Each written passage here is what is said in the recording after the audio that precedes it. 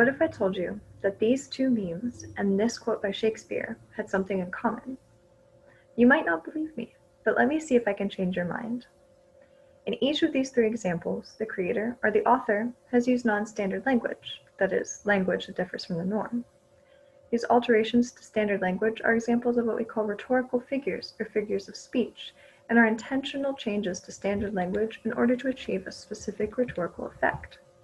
These changes are classified by type, such as the addition or omission of a sound or syllable, and location, like the beginning or the end of a word.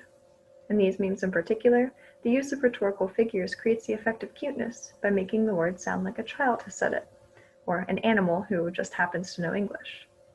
Shakespeare, in this case, also uses rhetorical figures, but this time to fit words into his desired meter. On the internet, words like chumby, angy, and so forth are used with regularity, but often get dismissed as errors due to carelessness or even a lack of intelligence, which is not the case at all.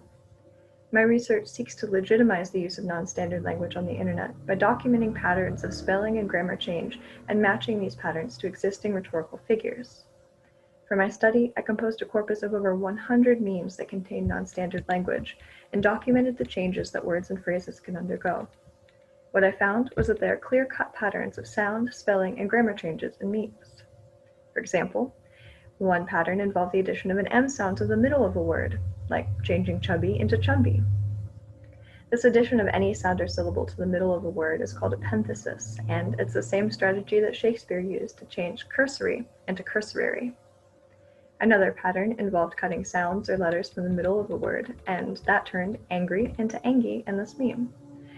This is called syncope, and you guessed it, it's the same strategy that Shakespeare used to turn overglanced into o'erglanced. These are just two of the many examples of non-standard language patterns that I found, but they provide a great example about how these strategies are used to achieve a rhetorical effect, both online and in literature. Not only do the words chumby and angy have a cuter connotation, but they also mimic the way a child might say a specific word. So why does this matter?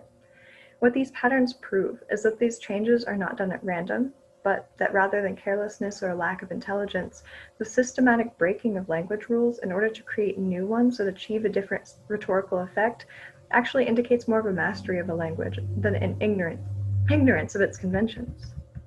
So these examples, both literary and in memes, demonstrate that there is in fact a standard for this non-standard language. And if you've ever created a meme like these two here, congratulations!